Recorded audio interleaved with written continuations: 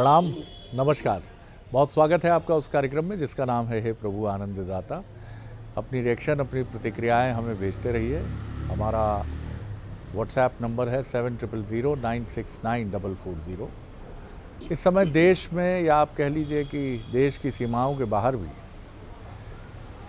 कहा तो ये भी जा रहा है, दावा ये भी जा रहा है कि पाकिस्तान में भी उसकी बड़ी चर्चा होगी।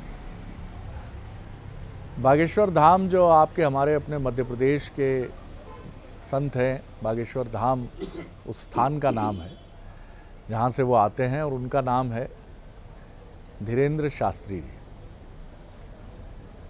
ऐसा कहा जाता है कि उनके बारे में कि वो, उनके पास जो श्रद्धालु आते हैं वो उनके मन की बात, उनके मन की पीड़ा या उनके किए जाने वाले प्रश्न को समझकर पहले ही लिख कर दे देते हैं। और ऐसा ही पंडोखर सरकार भी करते रहे हैं, और अन्य भी इस तरह के धर्म जगत से जुड़े कुछ व्यक्तित्व हैं जो जिनके बारे में ये बात सामने आती है। ऐसे एक और संत हैं मध्य प्रदेश की नर्मदा पट्टी के किनारे के बच्चा महाराज जी। यानी कहने का अर्थ ये है कि ये अगर आप इसे देखें तो धार्मिक परंपरा में या सनातन परंपरा में इस तरह की एक प्रक्रिया की धारा मौजूद दिखाई देती है।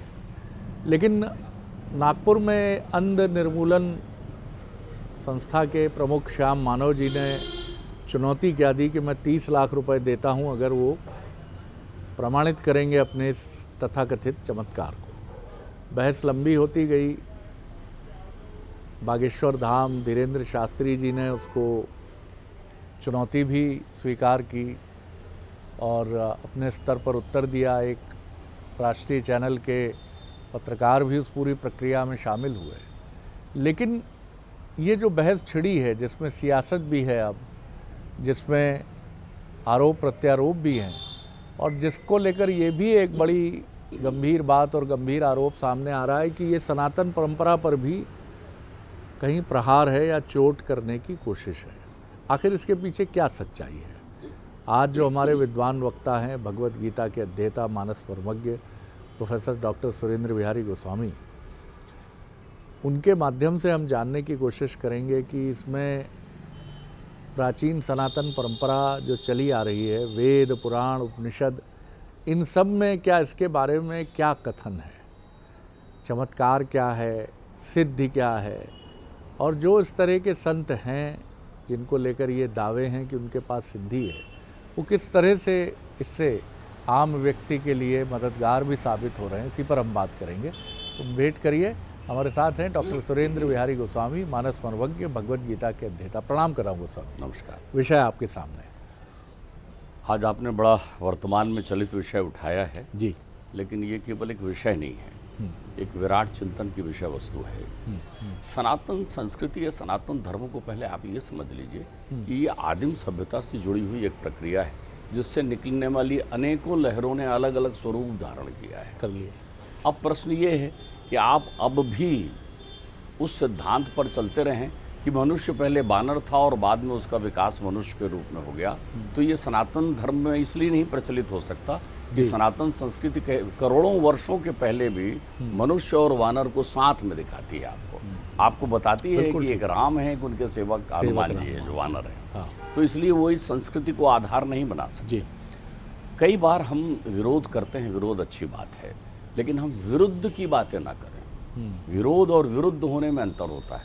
मुझे चाय पसंद है, आपको चाय पसंद नहीं है, तो आप मुझे कहेंगे मैं चाय नहीं पीता, चाय खराब होती। मैं कहूँगा कोई बात नहीं है, ठीक बात है।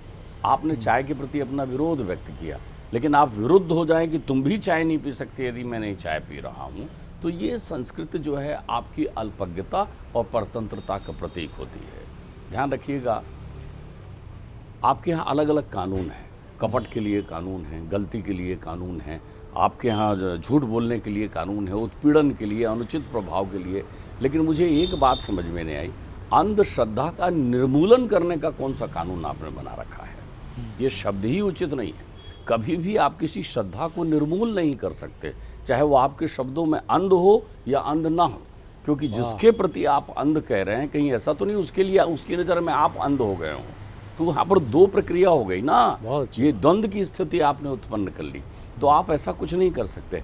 अन्यथा क्या होगा, हमारे यहाँ अलग अलग विधा प्रचलित है। आप सड़क पर चलते जाते हैं, कहीं एक समाधि आपको दिखाई पड़ती है, रंग के आधार पर कह देते हैं ये पीर बाबा की है, ये फलाने बाबा की है, ये फलाने संत जी की समाधि है। ये समाधियाँ दुनिया में हर जगह हैं, अलग अलग नामों से। किसी गांव के द्वार पर आप पहुंचते हैं तो आपको ठाकुर बाबा मिलते हैं, वहाँ पर बैठे हुए, घोड़े में बैठे हुए हैं, हाथी में बैठे हुए हैं। वो उनकी अपनी आस्था है, विश्वास नहीं। ध्यान रखिएगा, विश्वास और आस्था में बहुत अंतर है, तुलना ही नहीं है इनकी। ये परंपरा से चली आ रही प्रक्रिया है, व्यक्ति के जीने की एक कला है, एक स्थिति है, एक संस्कृति, एक संस्कार है उसके जीवन की, वो चली आ रही है आपकी प्रक्रियाओं में।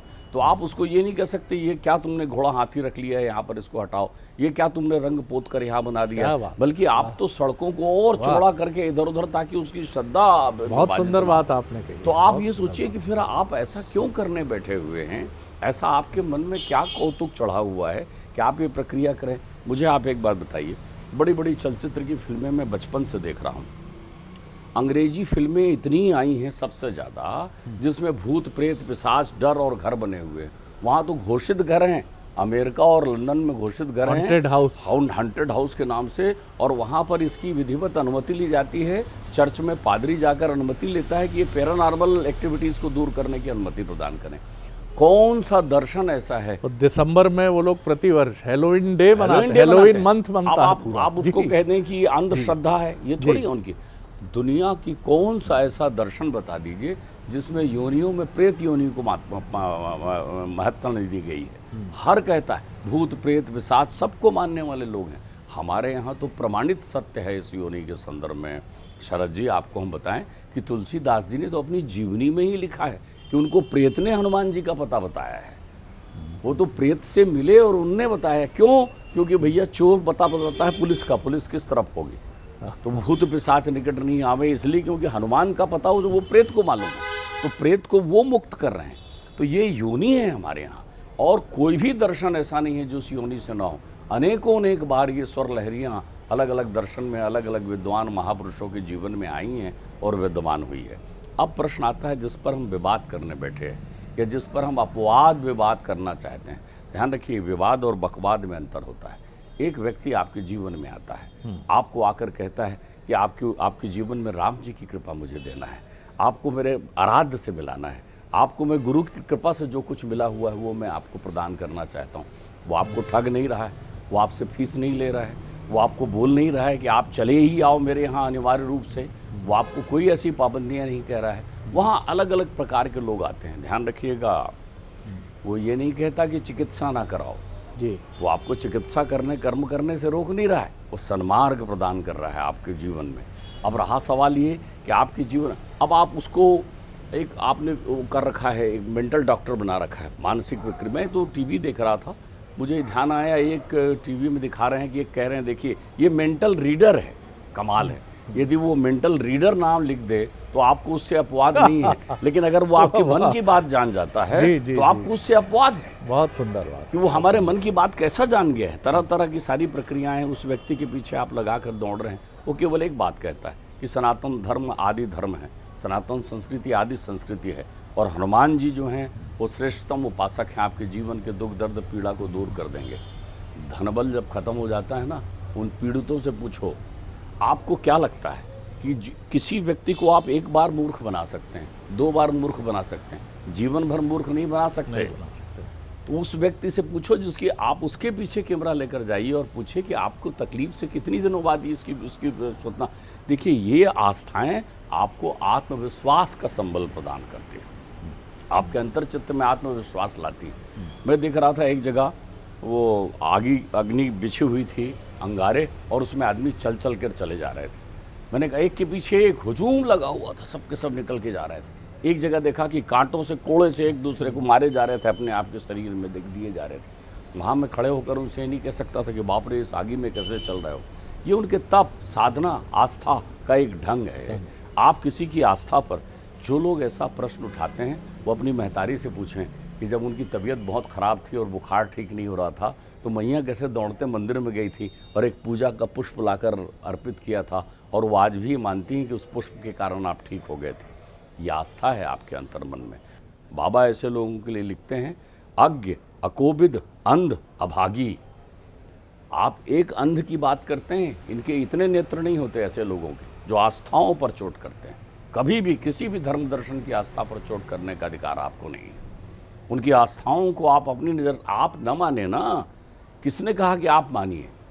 कौन वो बुलाने जाते हैं बाबा जी की तुम आओ मेरे दरबार में और तब मैं तुमको वो करूँगा? वो तो बुलाने नहीं जा रहे हैं। अब अपने घर में बैठकर आप हो हल्ला करते रहें, उनके नाम से सुपारी देते रहें, चिल्लाते रहें, पैसा बांटते रहें, घोषणा करते रहें, उससे उनकी सेहत में क्या अंतर पड़ना है? वो तो खिलखिलाकर हंसेंगे और अपना काम करेंगे। एक आप इस चिंतन पर क्यों नहीं जाते कि एक 26-27 साल का युवक जो उम्र दुनिया में जो है घूमने फिरने और मौज मस्ती करने की होती है, वो अपने आराध्य का ध्यान करते हुए लोगों में राम कथा का ज्ञान बांट रहा है, लोगों को जागृत कर रहा है, लोगों को उनके संकटों से दूर करने के लिए एक संबल प्रदान कर रहा है, निस्वार्थ भाव से लगा हुआ है। आप उसके सकारात्मक पहलू की तरफ आपका चिंतन नहीं है, क्योंकि आप स्वभाव से नकारात्मक हैं।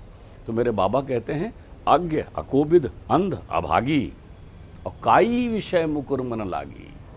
आपके ज्ञान रूपी नेत्र नहीं है। आपने कभी अपने वेद शास्त्रों को पलटने की कोशिश ही नहीं की। आपने ये जाना नहीं कि आपके यहाँ ये विधा है। हमारे अध्यात्म कहता है कि कोई भी व्यक्ति अपने जीवन में अपने उस दिव्य मस्तिष्क को जो ऊपर वाले ने प्रदान किया, अनंत क्षमताएं जिसमें हैं, इसके 2-5% का ही विकास कर पाते हैं। जिनका 10-15% का विकास हो जाता है तो वो नरेंद्र से विवेकानंद हो जाते हैं। वो उनकी दिव्यता आ जाती है। आपको कोई स्मरण करता हुआ व्यक्ति दिखाई पड़ेगी, बातों बातों में गणित के वो लगा दिया तो आप कहेंगे वाह ये मानव कंप्यूटर है। अरे तो जब कंप्यूटर मनुष्य बना सकता है तो मनुष्य की वो कंप्यूटराइज्ड प्रक्रियाएं तो जहाँ दिख रही हैं उसको आप कहने के पहले समझने की कोशिश करिए। तो हमारे यहाँ ये चीज़ें एक विधिवत व्यवस्था के अंतर्गत है, एक संस्कार के अंतर्गत है, एक शिक्षा के अंतर्गत है। इसकी एक तकनीकी है हमारे यहाँ, एक पद्धति है। आदमी अपने उसी मस्तिष्क को जागृत कर लेता है। आप ये बताइए, आज आपकी वाणी यहाँ से वहाँ पहुँच जाती है, आज दृश्य यहाँ से वहाँ पहुँच जाते हैं। हम लोग कहते थे भैया चंद्रमा लोक है, वहाँ लोग रहते हैं, वहाँ क्या अधिष्ठाता देव चंद्र हैं, मंगल लोक है। आप उनको कहानियाँ मानते थे। अब चंद्रमा में जाने का टिकट करा रहे हैं, अब मंगल में जाने का टिकट। तुम पीछे हो तो अपने संस्कृति पर तो गर्व करके पलट कर तो देखने की कोशिश करो कि तुम्हारी संस्कृति में कितनी अजूबी चीज़ें लिखी हुई है। हमारे युवाओं को हम ये बोल के अरे ये रूढ़िवादिता है, रूढ़िवादिता है, पन्ने नहीं पलट रहे हैं। वो संसार का कौन सा ऐसा सत्य नहीं है, विज्ञान की ऐसी कौन सी पराकाष्ठा नहीं है। मुझे बताइए, जिसने पहली बार वायुयान देखा तो ताली बजाने लगा, हवाई जहाज। अब उसके यहाँ पहली बार ही आया था तो हवाई जहाज, वो खोजक बन गया हवाई जहाज का। लेकिन जिसके यहाँ बिना चालक के पुष्पक यान की बात की जा रही हो हजारों लाखों वर्षों से, तो आप उसको कहोगे वो मिथक है, वो कहानी है। हमने कहा कि पानी में पत्थर तैरता है, तुमने कहा मिथक है। जब तैरने लग गया और मालूम चल गया कि वो मनुष्य का बनाया हुआ राम सेतु है, तो तुम चुपचाप बैठ गए वहाँ जाकर के पीछे छुप करके। तो आप इनको इन प्रकाट्य का अवलोकन क्यों नहीं करते? आप ये समझने की कोशिश क्यों नहीं करते कि किसी आदमी में एक असाधारण ये दिव्यता प्राप्त हो सकती है? संसार में कितने लोगों के पास है। आपके जीवन में भी तो ये है। कई बार आप किसी को सोचते हैं और वो आ जाता है ना, तो कभी आपने सोचने की कोशिश की कि कैसे आ गया? कई बार आप जब करा रहे होते हैं तो घर से फ़ोन आ जाता है ना कि बेटा तू कैसा है, कैसे फ़ोन आ गया? यही जो तरंगे हैं एक स्वरूप लेती हैं, एक आपका इष्ट बनता है, वो इष्ट वहाँ विद्यमान रहते हैं। हमारे यहाँ हनुमान लल्ला को हम लोगों ने अजर अमर कहा है। वो आते हैं, वो मिलते हैं, वो लोगों को दिखते हैं, लेकिन हम उनको समझते हैं वो तो गावड़े हैं। कोई कह देगा भैया आज हम घूमने जा रहे थे तो आज तो अस्वस्थामा से मुलाकात हो गई। आप हंसोगे, गाँव वाला है। अच्छा, मतलब अगर आपको इसकी अनुभूति नहीं है तो आप पढ़े लिखे हैं, और इसकी जिसको प्रत्यक्ष अनुभूति है वो गाँव वाला हो गया। कल के दिन परमात्मा कृष्ण आपके पास आ जाएंगे, परमात्मा राम प्रकट हो जाएंगे, तो आप कहेंगे वो ये तो जादू मंत्र दिखाने वाला कोई आ गया है, इधर से उधर करता है, ये काय का भगवान है। हम तो तब मानेंगे भगवान जब ये कर दे। अब प्रश्न ये है, अज्ञ, आप अज्ञानी हैं, आपने उस आपके ज्ञान रूपी नेत्र नहीं है। अकोबिद, आपने सनातन संस्कृति के शास्त्रों का स्पर्श भी नहीं किया है। देखिए, एक अध्ययन और कर सकते हैं शरद जी, आप लोग तो पत्रकार हैं। जो लोग ऐसे प्रश्न उठाते हैं उनके व्यक्तिगत जीवन को जरूर जाकर देख लीजिए। कहीं वो संतप्त, कहीं वो शंकालु, कहीं वो इगोइस्टिक प्रॉब्लम से घिरे हुए, कहीं वो थके हारे या विफल व्यक्ति तो नहीं है जीवन में। कहीं असफलताओं ने उनके बोझ तो नहीं बढ़ा दिया। आपने शास्त्र नहीं पढ़ा। शास्त्र का मतलब ही होता है जिसको किसी से काटा ही ना जा सके, अकाट्य है। तो हमारे यहाँ सनातन संस्कृति में शास्त्र जो बात कह देता है उसे हम अकाट्य मान लेते हैं। अज्ञ, अकोविद, अंध। अब अंध कौन हो गए? मोहांध हो गए हैं आप। आपको लगता है संसार आपने समझ लिया। पुराने लोग तो सब बेकार थे। जो 4 किताबें आपने पढ़ी और जिन 4 लोगों से आप मिले हैं, जीने का जो ढंग आपने समझ लिया है वही जिंदगी है। तो आप जिए ना वो जिंदगी, दूसरों को अपनी जिंदगी जीने दीजिए। अंध अभागी भाग्य नहीं है, क्योंकि हमारे यहाँ सत्संग को भी भाग्य कहते हैं। बिना हरि कृपा मिले नहीं संता, तो हमको उसको भी भाग्य कहते हैं। तो बाबा के समय भी ये हुआ होगा, ध्यान रखिएगा। तो तुलसी इसलिए लिख रहे हैं, काई विषय मुकुर मन लागी। बहुत सुंदर बात है डॉक्टर साहब। और जितना मैं समझ पाया आपके इस डिस्कोर्स से कि अंधश्रद्धा कह देना तो बड़ा आसान है, लेकिन अंधश्रद्धा वो होती है जिसका पालन करते करते कुएं में गिरना तय होता है। अगर कहीं राम का नाम लिया जाता है, कहीं ये कहा जा रहा है कि ऐसा करिए तो जीवन ठीक होगा, तो वो अंधश्रद्धा कैसी है, ये प्रश्न तो उठेगा। और सबसे महत्वपूर्ण बात है कि बहुत अच्छा डॉक्टर साहब ने जिस तरह से प्रतिपादित किया है विषय को, उन्होंने रखा है कि पूरी दुनिया में हर रिलीजन में अलग अलग नामों से अलग अलग चीज़ों को कहा गया है। तो पूरी दुनिया में हॉन्टेड प्लेसेस हैं, इससे कोई इनकार नहीं करता। और वो घटनाएं बल्कि ब्रिटेन में और अमेरिका में तो कुछ होटल्स और कुछ जगह ऐसी हैं कि जहाँ लोग उस तरह के अनुभव करने के लिए रुकते हैं। वो हॉन्टेड प्रॉपर्टी हैं और उनकी यूएसपी यही है। तो ये तमाम बातें हैं। पैरासाइकोलॉजी को भले ही मनोविज्ञान मान्यता ना दे, लेकिन अब भूत खोजने के लिए भी उपकरण और अनुसंधान के साथ दल निकलते हैं और वो कहते हैं एक एनर्जी फील की है हमने। बहरहाल हम किसी सत्य की कोई प्रतिस्थापना यहाँ करने के लिए नहीं, लेकिन जिस चीज़ को हम जानते ठीक से नहीं है उसको भी हम अगर अंधी श्रद्धा कह देंगे और करोड़ों धर्मावलंबियों के मन को चोट पहुंचा देंगे तो ये प्रश्न तो खड़ा होता है। बहुत सुंदर बातें आज डॉक्टर साहब ने इस प्रसंग में उल्लेखित की हैं। आप भी अपने विवेक की कसौटी पर उसको कसें, समझें उसको, और उससे पहले उस सनातन परंपरा को समझें जहाँ बहुत सारी बातों का उल्लेख है। बड़ा आनंद आया डॉक्टर साहब। अगले एपिसोड में एक और विषय लेकर उपस्थित होंगे। प्रणाम, नमस्कार।